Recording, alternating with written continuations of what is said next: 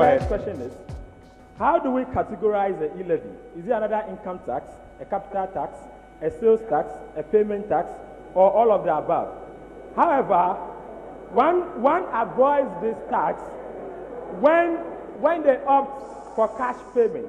That is the first question. The second one is, corruption is a major problem that only receives lip service in Ghana.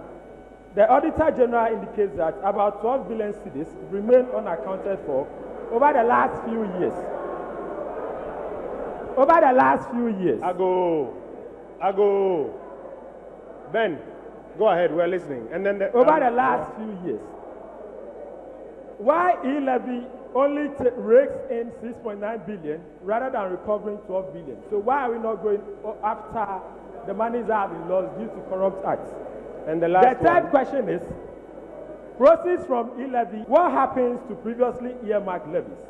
Communication tax, sanitation levy, HESLA. How have they improved their earmarked sectors? What is the guarantee that E-levy will be used for its intended purpose? Thank you, Ben. I think those are all fair questions, but honestly, if you look at the enormity of the problems we have to move to another level. And I think you need to concede that the economy is changing towards virtual economy, e-commerce economy, and that tax handle should be brought into our arsenal of taxes that are required.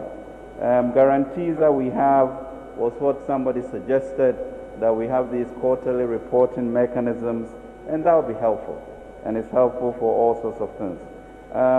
Then the way you spoke English, I imagine that you are also quite familiar with our macro fiscal numbers. When you talk about other earmark numbers, and you know that we are running a budget deficit, you know that the impact of the COVID was literally about 25 billion. How does a country support that type of contraction in its economy? You also know that compared to other West African or African countries, Ghana, even at this point, was able to eke a positive growth rate. You know what we did during the COVID time that no other African country did. We have about 300,000 people that died on the continent. Ghana was 1,379. So you need to give credit where credit is due and be able to advise yourself as to the integrity of the numbers and what that means to you when you are doing your analysis. And where there is praise, there should be. Where there is caution, there should be. So issues of quarterly reporting to encourage transparency is what matters. And it's not a started at the end say, Kwan no my effect.